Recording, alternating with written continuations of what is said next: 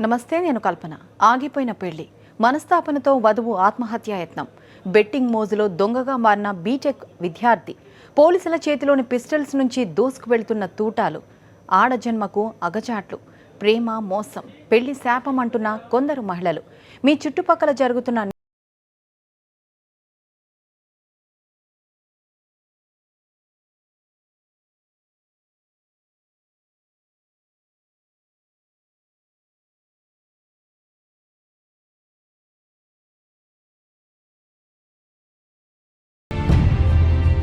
అతడు బీటెక్ విద్యార్థి. హాయిగా జులాయిగా తిరగడం మొదలెట్టాడు. క్రికెట్ బెట్టింగ్ ఉచ్చులో చిక్కాడు. తండ్రి సొమ్మును బెట్టింగ్లో కాజేశాడు. డబ్బులు చేతిలో లేకపోవడంతో ఈజీ మనీ కోసం వేట మొదలెట్టాడు. దొంగగా మారిన బీటెక్ స్టూడెంట్, బెట్టింగ్లో డబ్బులు పోగొట్టుకున్న విద్యార్థి, డబ్బు కోసం జులాయిగా మారిన తేజకుమార్, ఈజీ మనీ కోసం చేతివాటం, ఇళ్లను టార్గెట్గా చేసుకుని దొంగతనాలు.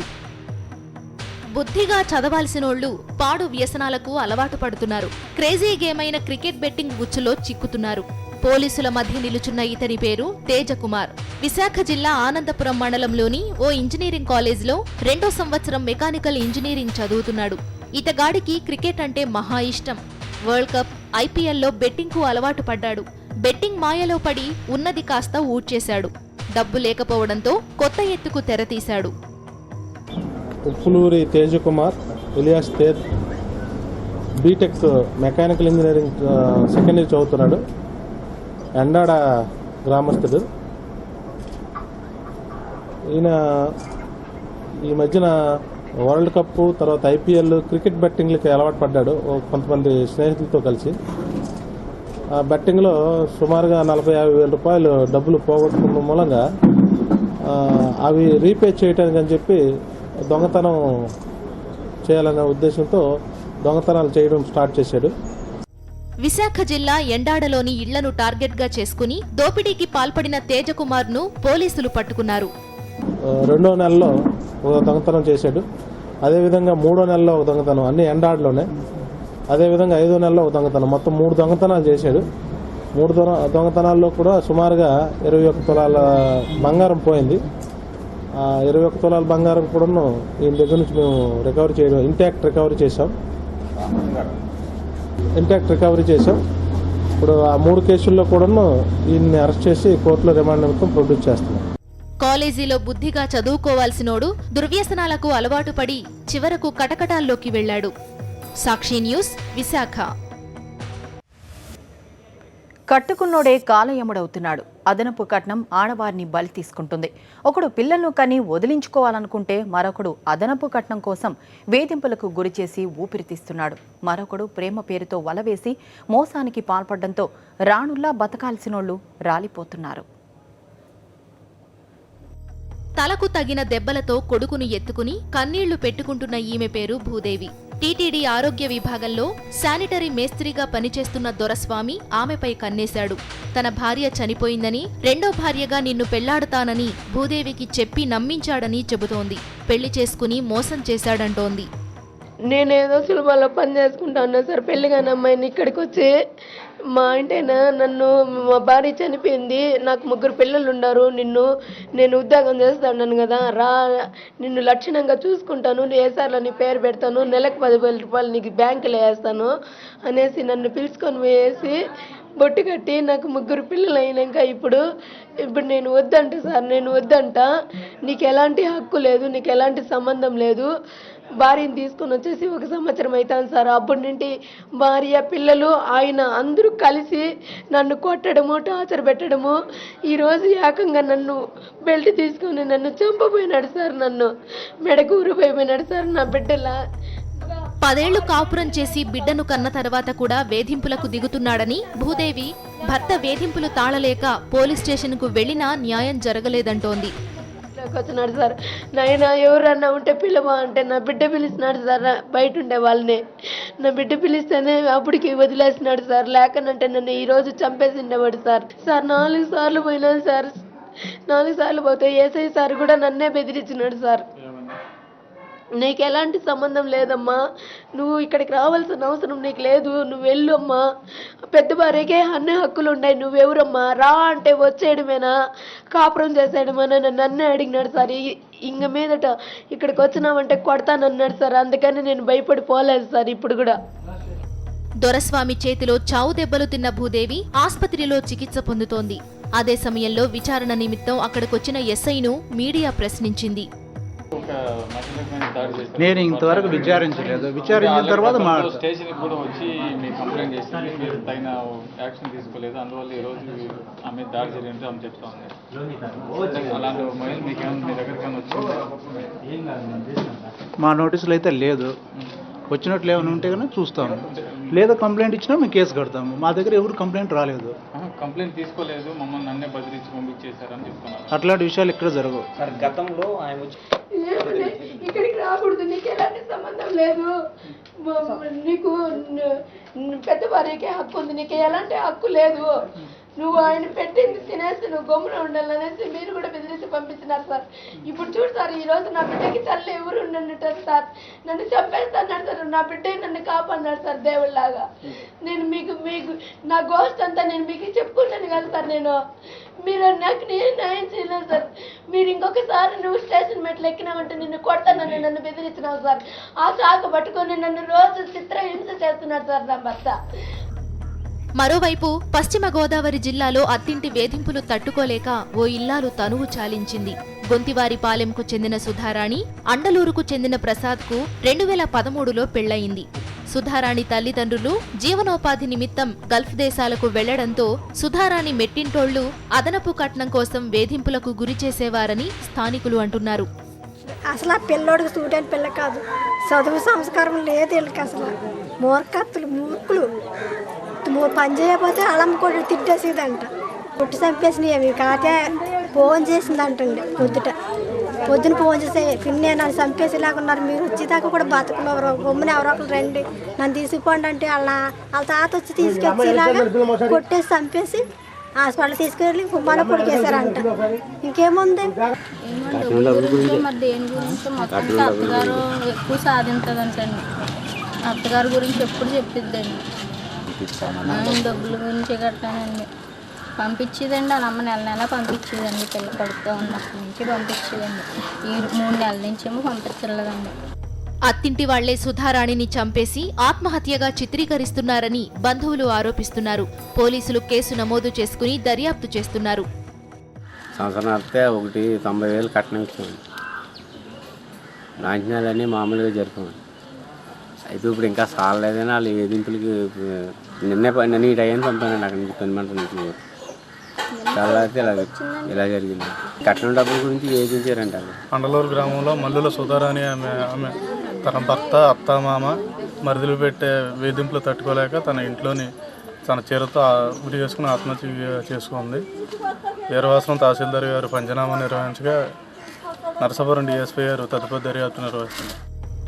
కరీంనగర్ జిల్లాలోనూ దారుణం జరిగింది. కమలాపూర్కు చెందిన నాగవేణి అనే యువతి ఉరివేసుకుని ఆత్మహత్య చేసుకుంది. చర్చిలో పరిచయమైన మహేష్ అనే యువకుడు ప్రేమిస్తున్నానని వెంటపడి చివరకు మోసం చేయడంతోనే తన బిడ్డ చనిపోయిందని మృతురాలి తల్లిదండ్రులు ఆరోపిస్తున్నారు. పాస్టరు, సంఘ పెద్దలు వీళ్ళందరూ నా బిడ్డకు సావు కారణమని కూడా నేను ఎస్ఐకి కాంప్లిమెంట్ ఇచ్చిన. ఎస్ఐ కూడా పట్టించుకుంటాడు. నేను చెయ్యాది, నాకు పైనుంచి ఆర్డర్ రావాలి, పైనుంచి ఆర్డర్ అత్తేనే పట్టుకుంటా. అవి పాస్టర్ ఇక్కడనే ఉన్నాడు, పట్టుకుంటలేవు, నువ్వు నీ ముంగడికి వచ్చినా కూడా పట్టుకుంటలేవు అని చెప్పి నేను ఎస్ఐని కూడా అడిగిన. ఎస్ఐ అసలే పట్టించుకుంటలేడు. బిడ్డ మృతికి కారణమైన వాళ్లు సమాచారం ఇచ్చినా పోలీసులు పట్టించుకోవడం లేదని విలపిస్తున్నారు. ఏకైక బిడ్డ చనిపోవడంతో మేము కూడా చనిపోవడానికి సిద్ధపడ్డామని చెబుతున్నారు. ఇట్లా అయిపోయా, రోడ్డు మీద బతుకుతుంది, మనకెవ్వరు లేరా, మనకు ఒక్క బిడ్డ పుడితే ఒక్క బిడ్డ చచ్చిపోయింది, మనం కూడా అక్కడనే సద్దామని ఈ బొంద పెట్టి గోరి కట్టిన తర్వాత మేము కూడా ఇంటిని డబ్బా తెచ్చుకొని సద్దామని మేము నిర్ణయించుకొని ఇక్కడికి వచ్చినామయ్యా ఈ రోజు వరకు. ఎందుకంటే ఎస్ఐ పట్టించుకుంటలేడు, సిఐ పట్టించుకుంటలేడు. నాగవేణి మృతిపై సమగ్ర విచారణ జరిపించి నిందితులను శిక్షించాలని ఆ తండ్రి డిమాండ్ చేస్తున్నారు. Sakshi news crime reporter. Crime రిపోర్టర్లో షార్ట్ బ్రేక్ తీసుకుందాం. స్టేడియం.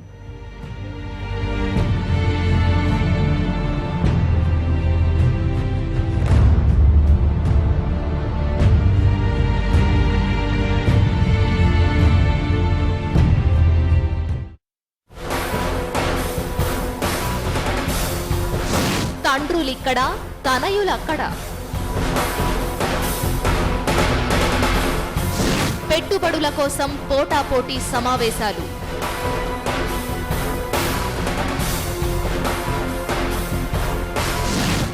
గూగుల్లో ఖాతా తెరిచిన కేటీఆర్, ఒబామాతో ఫోటో దిగిన Lokesh. Benefit show the 4th estate రాత్రి 8 గంటలకు.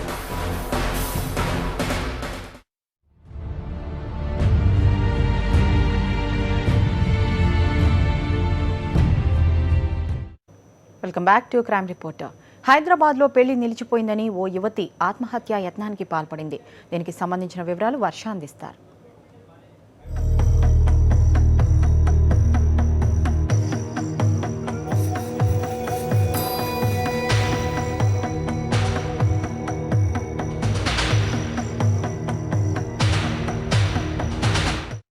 నమస్తే. అబ్బాయి ముఖం చూసి మురిసిపోయిన అమ్మాయి అతనితో పెళ్లికి ఓకే చెప్పింది. అమ్మాయి క్వాలిఫికేషన్, అందాన్ని చూసి ఫిదా అయిన అబ్బాయి నిశ్చితార్థం చకచకా జరిపించాడు. పెళ్లి ముహూర్తం పెట్టుకుని విమానం ఎక్కాడు. 2 రోజుల్లో ముహూర్తం ఉన్నా పెళ్లి చేసుకోవడానికి అమెరికా నుంచి అబ్బాయి రాకపోవడంతో ఫోన్ చేసింది. ఫోన్ స్విచ్ ఆఫ్ కావడంతో కలవరపడింది. అతగాడి అసలు రంగు తెలుసుకుని ఆత్మహత్య యత్నానికి సిద్ధపడింది. వరుడు వధువు మధ్యలో ఆమె. స్పెషల్ ఎడిషన్కు స్వాగతం. తాళి కట్టాల్సినోడు హ్యాండ్ ఇచ్చాడని ఆత్మహత్య యత్నానికి పాల్పడింది ఓ యువతి. ఈ ఘటన హైదరాబాద్ ఎస్ఆర్ నగర్లో జరిగింది. నిజామాబాద్కు చెందిన software engineer Navaneeth Raj Hyderabad SR నగర్కు చెందిన ఓ యువతితో పెళ్లి నిశ్చితార్థం చేసుకున్నాడు. ఆయన సూచన మేరకు మే 14వ తేదీ పెళ్లి ముహూర్తం పెట్టుకున్నారు. నిశ్చితార్థం అయిపోయిన తర్వాత ఉద్యోగం నిమిత్తం నవనీత్ రాజ్ అమెరికాకు వెళ్లిపోయాడు.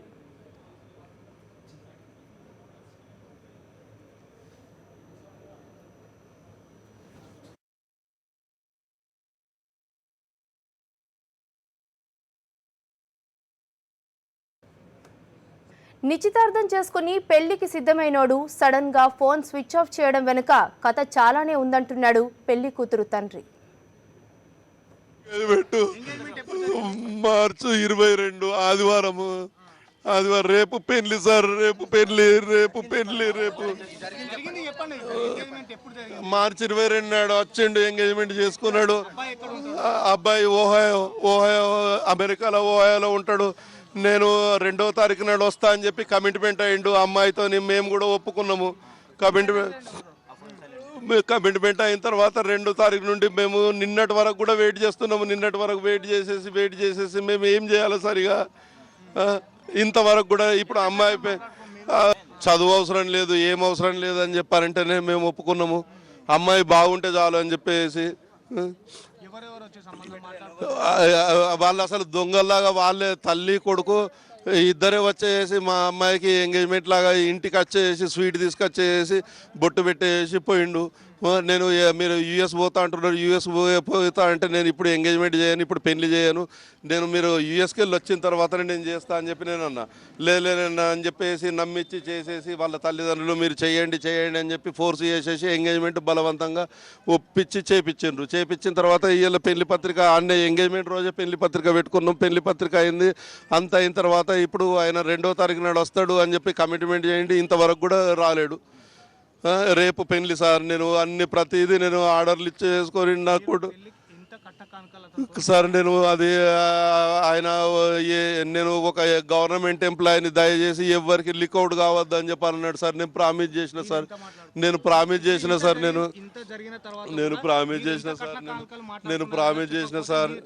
లేదు సార్. నేను సార్ ఆయన ఒకటే సార్, నేను 50 lakhs లాస్ అయినా అని ఒక 22 days నుండి నన్ను టార్చర్ చేస్తూ ఉన్నాడు. ఫస్ట్ ఏమో కట్నం లేదు అని అన్నాడు. అన్నాడు. ఫస్ట్ ఏం అవసరం లేదు, మాకు అమ్మాయి బాగుంటే చాలు అని అన్నాడు. మళ్ళీ నాకు 22 days నుండి నన్ను ఇమ్మీడియట్లీ ఎంత టార్చర్ అంటే నేను 50 lakhs లాస్ అయినా, నేను చిట్టీలు మెయింటైన్ చేస్తున్నా. ఆ చిట్టీలలో నాకు ఒకడు ఐపీ పెట్టిండు, ఇతను గవర్నమెంట్ ఎంప్లాయీ ఉండి చిట్టీలు చేయడం ఏంటిది అని చెప్పేసి కూడా నేను అన్న తర్వాత ఆయన ఏం చేసిండు, నేను చిట్టీలలో లాస్ అయిన బై ఇగో మా ఈ నవనీత్ వాళ్ళ అమ్మాయి కూడా పర్సనల్ అమౌంట్ ఇచ్చిన అవన్నీ లాస్ చేసేసి పోయిండు. నన్ను 50 లక్షలకు ఒకడు ముంచిండు అని చెప్పేసి నన్ను వేరే రకంగా టార్చర్ చేస్తూ ఉన్నాడు సార్. పెళ్లి ముహూర్తం దగ్గర పడుతూ ఉండడంతో అమ్మాయి ఇంట్లో పెళ్లి సందడి మొదలైంది. అమెరికా నుంచి రావాల్సినోడు ఇంకా రాకపోవడంతో పెళ్లి పీటలు ఎక్కాల్సిన అమ్మాయిలో టెన్షన్ మొదలైంది. మరోవైపు కూతురు పెళ్లి ఘనంగా చేయాలనుకున్న ఆ తండ్రి గచ్చిబౌలిలోని ఓ ఫంక్షన్ హాల్లో కళ్ళు చెదిరిపోయే ఏర్పాట్లు చేశాడు. అమెరికాలో ఉంటున్న అల్లుడు రాక కోసం 1000 కళ్లతో ఎదురు చూశాడు. ఈ క్రమంలోనే పెళ్లి పీటలు ఎక్కాల్సిన అమ్మాయి కాబోయే భర్తకు ఫోన్ చేసింది. ఫోన్ స్విచ్ ఆఫ్ కావడంతో కట్టుకోవాల్సినోడు మోసం చేశాడని నమ్మిన ఆ వధువు సూసైడ్ లేఖ రాసి ఆత్మహత్య యత్నానికి పాల్పడింది. దీంతో పెళ్లింట అలజడి మొదలైంది.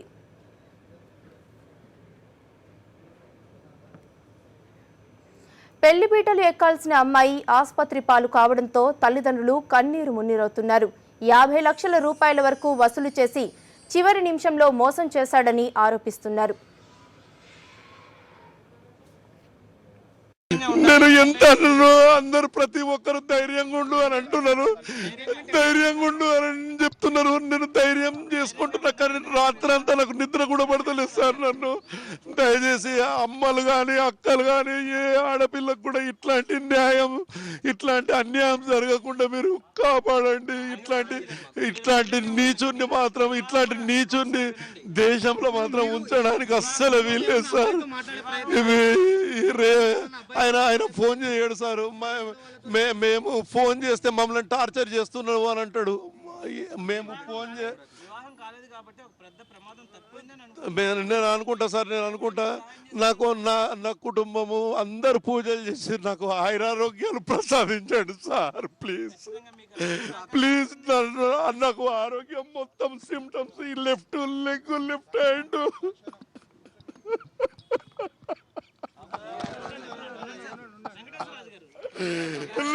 నాకు కాళ్ళు పనిచేస్తలేదు సార్, కాళ్ళు పనిచేస్తలేదు.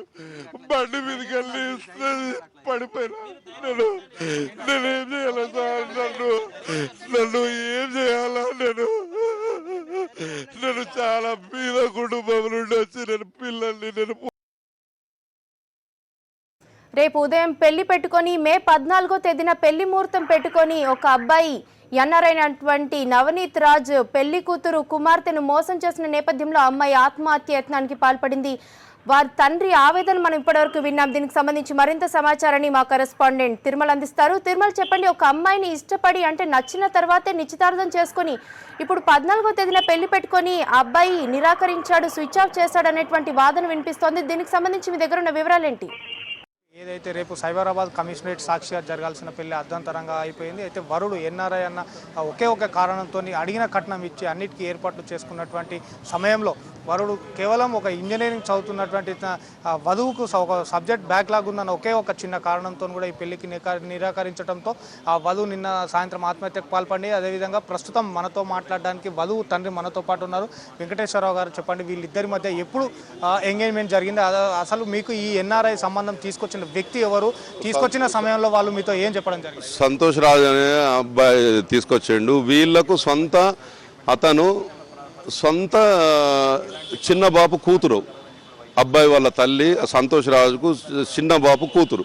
కానీ పాపం ఆయన క్లియర్గా చెప్పిండు. అప్పుడు అబ్బాయి వాళ్ళ తండ్రి అబ్బాయి కూడా నాకు చదువు అవసరం లేదు, ఏది అవసరం లేదు, నాకు కేవలము అమ్మాయి బాగుంటే చాలు అని అంటేనే ఈ పెళ్లికి ఒప్పుకోవడం జరిగింది. మీరు కూడా అది వర్డ్ విన్నారు సార్, విన్నారా సార్? మీరు అది విన్నారా? నన్ను ఇలా నేను పెళ్లి పత్రికలు ఇవన్నీ చేసుకున్న తర్వాత ఇమ్మీడియట్లీ నాకు ఇప్పుడు నేను పెళ్ళికి నేను రాను అది అని చెప్పి అనడము, అది ఎంతవరకు సమంజసమో అది భగవంతునికి తెలుసు. అది నేను ఎన్ని ప్రయత్నాలు నేను చేసినా కానీ, ఎన్ని ప్రయత్నాలు నేను పెళ్లి పత్రికలు పంచుతున్నా, నా ఆరోగ్య పరిస్థితి మొత్తం క్షీణించిపోతున్నది. నేను ఎంత లాస్ అయిపోయినానంటే అది లాస్ తర్వాత విషయం సార్. నా అమ్మాయి నాకు బతుకుతుంది అని చెప్పేసి ప్రతి ఒక్కరు అందరు పూజలు చేయండి, పూజలు చేసేసి నా అమ్మాయిని. మీకు ఈ అబ్బాయి వ్యవహారం గురించి, అంటే ఈ అబ్బాయి అమెరికాలో ఉంటూ ఈ అబ్బాయి వ్యవహారం పట్ల మీకు ఎప్పుడు అనుమానం కలిగింది? అంటే 20 days అవుతుంది అనుకుంటా సార్, ఎగ్జాక్ట్ అయితే నాకు తెలియదు. ఈ అమ్మాయి కూడా కొద్ది రోజుల తర్వాత నాకు చెప్పింది, డాడీ ఇట్లా డౌట్ వస్తున్నది అని చెప్పేసి. అంటే అమ్మ ఆయన అందుకే డొంక తిరుగుడు మాటలు మాట్లాడుతున్నారా అదే అని చెప్పేసి నాకు కూడా అన్నది. అమ్మాయి ఒకసారి ఫోన్ చేసేసి ఆయన వాట్సాప్లో ఎందులో మెయిల్ చేస్తే కాల్ మీ అని అంటే ఆ సీక్రెట్ లాక్ వేరే వాళ్ళకి తెలియదు అసలు. ఆ సీక్రెట్ లాక్తో ఆమె ఓపెన్ చేసింది. అక్కడ ఉన్న ఆమె కూడా మరి ఏమైనా భయపడ్డదో ఏమో, అది మనకు కూడా తెలియదు. ఎవరు ఈమె అని చెప్పేసి ఈమె అమ్మాయి మాట్లాడింది. హలో అని అంటే లేడీ వాయిస్ అనగానే ఇమ్మీడియట్లీ నవనీత్ రాజుకు ఫోన్ ఇయ్యనంటే పోయి ఫోన్ తీసుకుపోయి ఇచ్చేసరికి ఇయ్యగానే ఇమ్మీడియట్లీ ఆయన రియాక్ట్ అయిపోయాడు. మా ఫ్రెండ్ వాళ్ళ మిస్సెస్ అని చెప్పానంటే ఇమ్మీడియట్లీ నాకు మీ ఫ్రెండ్ నాకు ఫేస్లో చూపెట్టి నేను ఫేస్ కట్ చేస్తానంటే ఆయన అక్కడి నుండి డొంక తిరుగుడు స్టార్ట్ చేసేసిండు. మళ్ళీ అబ్బాయి వాళ్ళ తండ్రి నన్ను కొద్ది రోజుల నుండి మనస్తాపనకు గురి చేస్తున్నాడు. నేను చిట్టీలు చేస్తా, ఆ చిట్టీలలో నేను 50 లక్షలు లాస్ అయినా అని చెప్పేసి నువ్వు ఒకసారి అవన్నీ ఏం మాట్లాడకుండా ఒకసారి ఏం చేస్తాడు, ఇంటికి రా అని అంటాడు. ఇంటికి పోయేసరికి నేను 50 lakhs లాస్ అయినా ఎంగేజ్మెంట్ అయినా 2 days నుండి విపరీతంగా నన్ను టార్చర్. ఎంగేజ్మెంట్ అయిన తెల్లారి కూడా నన్ను ఒక 10 సార్లు అన్నాడు. వాళ్ళ ఇంట్లో పూజ నాడు నేను పోయినా సపరేట్ కూర్చున్న తర్వాత మళ్ళీ 2 days తర్వాత కూడా మళ్ళీ నెక్స్ట్ డే పోయినా ఎంగేజ్మెంట్ అయినా నెక్స్ట్ డే మళ్ళీ దాని తర్వాత ఇంకో రోజు పోతే కూడా నన్ను విపరీతంగా నైట్లో నన్ను టార్చర్ చేస్తున్నాడు. నేను 50 lakhs లాస్ అయినా, ఇగో మా మిస్సెస్ చేతులకు వెళ్ళే డబ్బులు కొన్ని ఇచ్చిన, అన్నీ డొంక తిరుగుడు మాటలు మాట్లాడుతున్నాడు. ఆయన నోటికి వచ్చిన మాట మాట్లాడతాడు. వాళ్ళు చాలా పెద్ద తెలివి పనులు అనుకుంటున్నారు. తెలివితోని వాళ్ళు మేము పని చేసుకుంటామని అంటున్నారు. మేము అమ్మాయి ఇంజనీరింగ్లో బ్యాక్లాగ్స్ ఉన్న విషయం మా దగ్గర దాచిపెట్టడం వల్ల సార్, ఆ అమ్మాయికి ఇంజనీర్ బ్యాక్లాగ్స్ ఉన్న విషయం వాళ్ళందరికీ తెలుసు. దాన్ని కూడా ఒకటి వాయిస్ రికార్డు కూడా ఉన్నా సార్. అది వినిపించమంటే కూడా వినిపించే సిద్ధం కూడా నేను ఉన్నా సార్.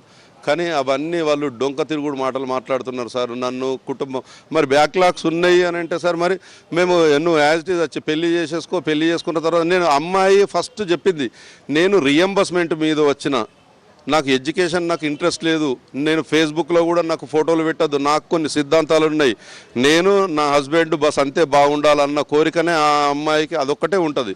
ఆ అమ్మాయి కూడా ఫస్ట్ క్లియర్గా మాట్లాడేది. నేను సింగిల్గా కూడా నేను సినిమా కూడా నేను చూడను, అంత క్లారిటీగా చెప్పింది. నాకు జాబ్ అసలు ఇంట్రెస్ట్ ఉండదు, నేను జాబ్ చెయ్యను అని అన్నది. సరే నువ్వు నాకు బ్యాక్ బోన్గా ఉండు అని అంటేనే ఆమె ఒప్పుకున్నది. నిన్న మీ అమ్మాయి ఆత్మహత్యకు పాల్పడ్డట్టుగా కూడా ఉంది కదా. నిన్న ఆత్మహత్య కంటే ముందు అబ్బాయితో కానీ అబ్బాయి కుటుంబ సభ్యులతో కానీ ఆయన 15 days నుండి ఆయన ఫోన్ చేయట్లేదు. 10 days నుండి ఆయన డొంక తిరుగుడు మాటలు మాట్లాడుతూ ఉంటాడు. ఇష్టం ఉన్నట్టు ఆయన వ్యవహారం ఆయన నోటికి వచ్చినట్టే మాట్లాడతాడు. ఒకసారి నాకే డైరెక్ట్ ఫోన్ చేసి నేను చేసుకోను, నువ్వేం చేస్తావో చేసుకోను అన్నాడు. అది కూడా నా దగ్గర ప్రూఫ్ కూడా ఉన్నది సార్. నేను చేసుకోను, నువ్వేం చేస్తావో చేసుకో, ఏం కేసు పెడతావో పెట్టుకోవాలన్నాడు. నేను కేసులు పెట్టేంత నా దగ్గర శక్తి లేదు నాన్న అని చెప్పేసి నేను అన్నా. నేను కేసులు పెట్టేంత లేదు, నాకు ఒక్కటే సార్, నాకు అందరూ మీరు ఈ సంబంధించి ఇప్పుడు మీరు ఇప్పటివరకు కూడా చెప్తున్నట్టు కూడా ఈ పెళ్లికి సంబంధించి కట్న కానుకల విషయంలో ఎక్కడ కూడా చెప్పొద్దు, ప్రస్తావన తీసుకురావద్దు అని కూడా వాళ్ళ మీతో చెప్పడం జరిగిందా? అంటే మీరు ఆ విషయాన్ని అంటే ఎంతవరకు ఆయన ఈ పెళ్లికి సంబంధించి నేను బాగా లాస్ అయిపోయినా సార్. నేను చాలా అంటే దమ్ చేసిండు నన్ను. నేను ఏం చేయాలో నాకు అత ఏం అర్థమైతలేదు సార్. నేను ఫస్ట్ నాకు ఆరోగ్యం ఇప్పుడు ప్రస్తుతం మనం చూస్తున్నాం ఏదైతే జావలి తండ్రి చెప్తున్న మాటలోనే వింటున్నాం. ఎన్ఐఆర్లో ఉన్నాడన్న ఒక ఉద్దేశంతో మేము అతనికి ఇచ్చి సంబంధం చేయడానికి ఒప్పుకున్నాం, కానీ కేవలం బ్యాక్లాగ్స్ పేరుతోనే తమ కూతురుతో వివాహాన్ని నిరాకరిస్తారని కూడా చెప్తున్నారు. అదేవిధంగా ఏది ఏమైనప్పటికీ కూడా ఇప్పటికైనా ఎవరైతే అమ్మాయి తల్లిదండ్రులు ఉన్నారో వాళ్ళు ఏదైనా ఎన్ఆర్ఐ సంబంధం వచ్చినప్పుడు దానికి సంబంధించిన పూర్తి వివరాలు, అదే ఎవరైతే ఎన్ఆర్ఐలో విదేశాల్లో ఉంటున్నటువంటి వరుడికి సంబంధించిన పూర్తి వివరాలు 1-2 సార్లు క్రాస్ చేసుకున్న తర్వాతే పెళ్లిళ్ళకు అంగీకరించాలని కూడా జావేల్ తండ్రి ఆవేదనతో చెప్పడం జరిగింది. ఇప్పటికైనా మనం సాక్షి తరఫున ఒకటే మెసేజ్ ఇస్తున్నాం, ఎన్ఆర్ఐ సంబంధాల పేరుతో అమ్మాయిల తల్లిదండ్రులు ఎవరు కూడా మోసపోవద్దని కోరుకున్నాం. కెమెరా పర్సన్ సతీష్తో తిరుమల రెడ్డి, సాక్షి న్యూస్, ఎస్ఆర్ నగర్.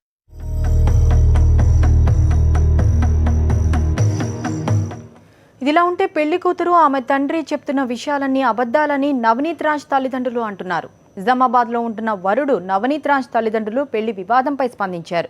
మరింత సమాచారాన్ని మా నిజామాబాద్ కరెస్పాండెంట్ విఘ్నేష్ అందిస్తారు.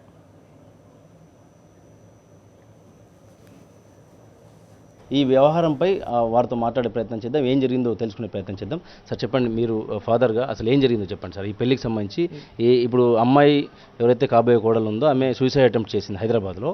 మీ మీద ఆమెతో పాటు తండ్రి కూడా వారి తండ్రి కూడా ఆరోపణలు చేస్తున్నారు. ఈ విషయంలో మీరు ఏం చెప్తారు, ఏం జరిగింది అసలు? మాకు యాక్చువల్లీ ఏమైందంటే మాకు మ్యారేజ్ మంచి అమ్మాయి కావాలా. మా బావ యూఎస్లో ఎంఎస్ చేస్తున్నాడు, ఎంఎస్ అయిపోయి అక్కడ సాఫ్ట్వేర్ జాబ్ చేస్తున్నాడు. సాంప్రదాయ కుటుంబము కావాలని, బీటెక్ పాస్ అయిన వాళ్ళు కావాలని చాలా రోజులు సంబంధాలు చూస్తున్నాము. మధ్యవర్తి ధర తెలిసిందంటే ఈ సంబంధం ఇతను బీటెక్ సిఎంఆర్లో కాలేజీలో బీటెక్ చేసినాం అని చెప్పారు. మా బాబు కూడా బీటెక్ అని చెప్తే మేము కట్న కానుకలు లేకుండా ఎంగేజ్మెంట్ చేసుకున్నాము. ఎంగేజ్మెంట్లో మేము 6 తులాలు గోల్డ్ పెట్టినాము. తర్వాత 30,000 చీర, కపుల్స్ సారీస్, కపుల్స్ రింగ్స్ ఇట్లా అన్నీ పెట్టినాము. ఎంగేజ్మెంట్ అయిన తర్వాత బాబు యూఎస్ వెళ్ళిపోయాడు. మ్యారేజ్ డేట్ తీసిన తర్వాత బాబు వెళ్ళిపోయాడు. అన్ని తర్వాత యూఎస్ ప్రాసెస్ చేద్దామని ఆమె బీటెక్ సర్టిఫికెట్లు నాకు ఇవో జేఎన్టీ నుంచి తెచ్చి అని అంటే ఆమె వారం రోజులు 10 రోజులు దాటేసి బాబు మ్యారేజ్ దగ్గర దాకా వచ్చిందాక అప్పుడు చేతులు ఎత్తేసింది ఏంటంటే నేను బీటెక్ పాస్ కాలేనా, 8 సబ్జెక్టులు ఉన్నాయి, 3 సబ్జెక్టులు ఉన్నాయి, కరెక్ట్ కన్ఫర్మ్ చేస్తలేదు. తర్వాత అమ్మాయి కూడా బ్లాక్మెయిల్ చేసింది ఏంటంటే నువ్వు అక్కడ జాబ్ చేసినా కానీ నువ్వు మా బాబుకు మా డాడీకి ఎవరి మంత్ ఇంత పైసలు పంపించాలా మెయింటెనెన్స్ గురించి, లేకుంటే బాగుండదు. ఆ తర్వాత నేను నన్ను మ్యారేజ్ చేసుకుంటే నిన్ను డెత్ చనిపోతా చేస్తా, ఒకవేళ మ్యారేజ్ చేసుకున్నా నిన్ను పరిశీలన చేస్తా, ఈ రకంగా అమ్మాయి పెళ్లికి ముందే ఇంత బ్లాక్మెయిల్ చేస్తుంటే సో పెళ్లి క్యాన్సిల్ అవుతుందా, చేసుకుంటున్నారా ఏంటి అసలు? పెళ్లి చేసుకుంటలేమో ఈ రేపటి రెండు మ్యారేజ్ చేసుకుంటలేము. ఎందుకోసం అంటే బాబుకు లీవ్ దొరుకుతలేదు, అక్కడ లీవ్ దొరుకుతలేదు.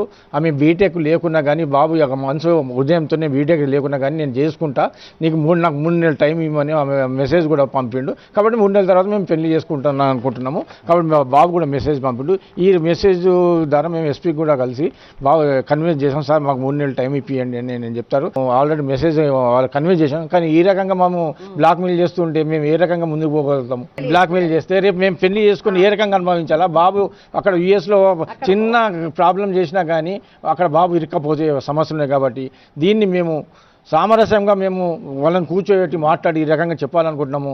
మీకు ఇష్టం లేకుంటే మీరు మీ జాగాలో ఉండొచ్చు, మా జాగాలో మేము ఉంటాము.